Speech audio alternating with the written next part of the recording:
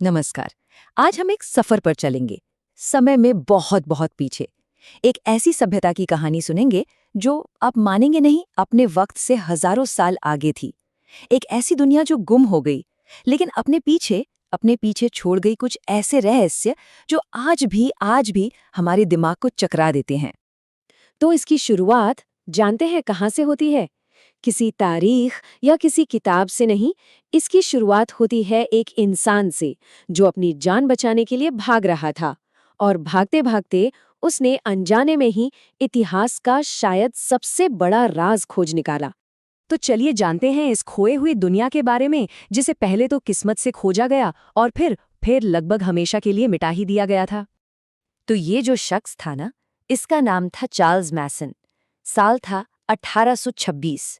ये ब्रिटिश फौज से भागा हुआ एक सिपाही था, और पंजाब के मैदानों में उसने ऊंचे ऊंचे अजीब से ईंटों के टीले देखे।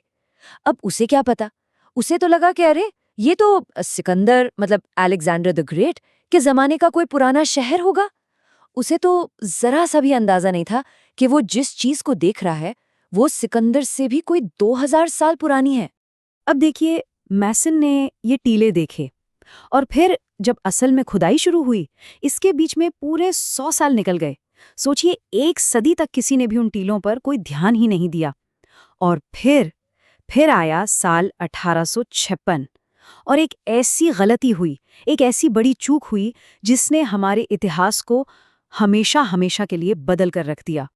हुआ ये कि कराची से लाहौर तक एक रेलवे लाइन बिछाई जा रही थी, और उसके लिए चाहिए थी गिट्टी। तो जानते हैं क्या किया गया? लगभग 160 किलोमीटर ट्रैक के लिए उन्हीं टीलों से निकली 5000 साल पुरानी बेशकीमती ईंटों का इस्तेमाल कर लिया गया। जरा सोच कर देखिए, दुनिया की सबसे पुरानी और महान सभ्यताओं में से एक का कितना बड़ा हिस्सा हमेशा के लिए ट्रेन के पहियों के नीचे दफन हो गया। लेकिन तबाही के बाद भी जो कुछ बचा था ना, जब उसे आखिरकार खोजा गया तो पूरी दुनिया हैरान रह गई। सामने आई एक ऐसी कहानी, एक ऐसे शहर की प्लानिंग और समाज की जिसकी कोई कल्पना भी नहीं कर सकता था। मतलब आप अंदाजा लगाइए, मोहनजोदड़ो की जो टाउन प्लानिंग थी वो अपने जमाने से मीलों आगे थी। सड़कें एकदम सीधी ग्रिड पैटर्न में, हर घर में सोचिए अपना कुआं और अपना बाथरूम, और सबसे बड़ी बात, नालियां जो पूरी तरह से ढकी हुई थीं। ये वो सिस्टम था जो हजारों साल बाद के लंदन और पेरिस जैसे बड़े शहरों में भी नहीं था। कमाल है ना? और सिर्फ शहर ही नहीं, उनका समाज भी कमाल का था। ऐसा लगता है कि वो लोग बराबरी में बहुत यकीन रखते थे। क्यों? क्योंकि वहां मिस्र या मेसोपोटामिया की तरह राजाओं के कोई बड़े बड़े महल नहीं मिले, ना ही देवताओं के कोई विशाल मंदिर। जानते सबसे बड़ी बिल्डिंग कौन सी थी? एक पब्लिक स्विमिंग पूल, जिसे द ग्रेट बाथ कहते हैं। मतलब साफ है, ये लोग किसी राजा या भगवान की पूजा से ज्यादा पब्लिक की भलाई और साफ सफाई को अहमियत देते थे। और एक बात, ये लोग बहुत शांति प्रिय थे। पूरी खुदाई में हथियार अरे नाम के लिए भी नहीं मिले। हाँ, तांबे के कुछ छोटे मोटे चाकू जरूर मिले हैं जो शायद औजारों की तरह इस्तेमाल होते होंगे, लेकिन हथियारों की जगह जानते हैं क्या मिला? बच्चों के खिलौनों का एक पूरा का पूरा खजाना। मिट्टी की गाड़ियां, सिर हिलाने वाले जानवर, सीटियां।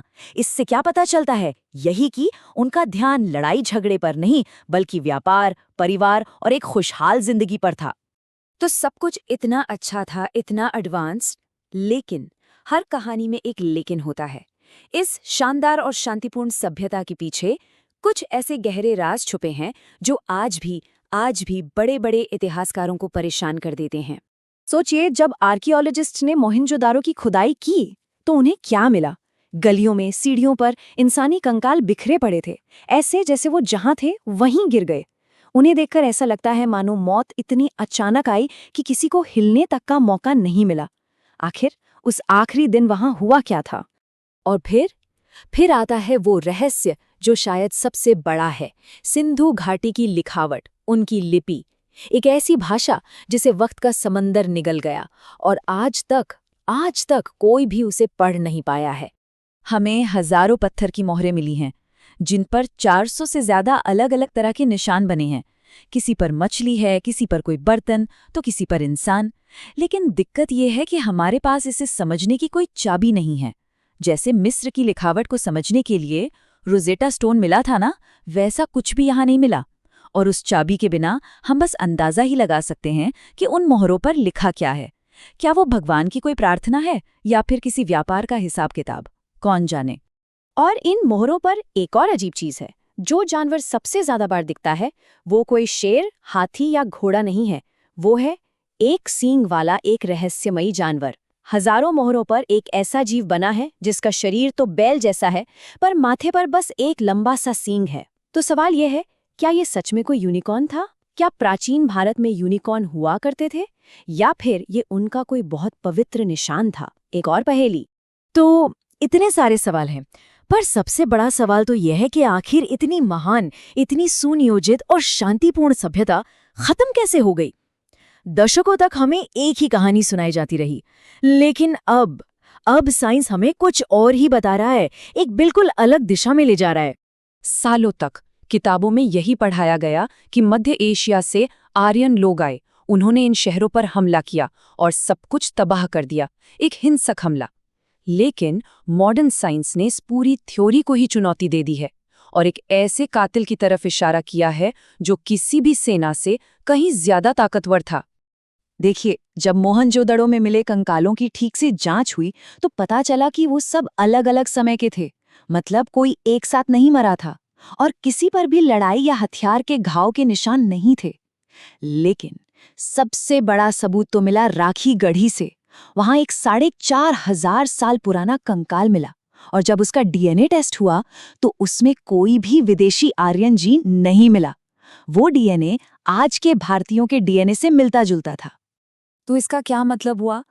मतलब ये कि उस महान सभ्यता का असली कातिल कोई तलवार या कोई हमलावर नहीं था। असली कातिल था पर्यावरण, बदलता हुआ मौसम और खुद प्रकृति। हुआ यूं कि हिमालय में बहुत बड़े बड़े भूकंप आए और इन भूकंपों ने नदियों का रास्ता ही बदल दिया।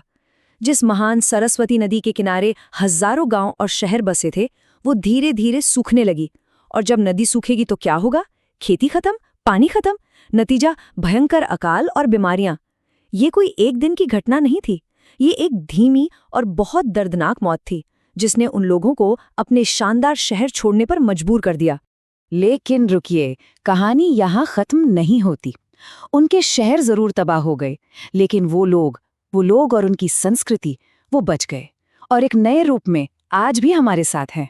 सिंधु घाटी के लोग वो कहीं गायब नहीं हुए, वो बस अपने घरों को छोड़कर पूरब और दक्षिण की ओर चले गए और गंगा यमुना के मैदानों में आकर बस गए। राखी घड़ी का डीएनए यही तो बताता है कि हम सब, चाहे कोई उत्तर भारत का हो या दक्षिण भारत का हो, हम उन्हीं के वंशज हैं। वो लोग हम ही बन गए।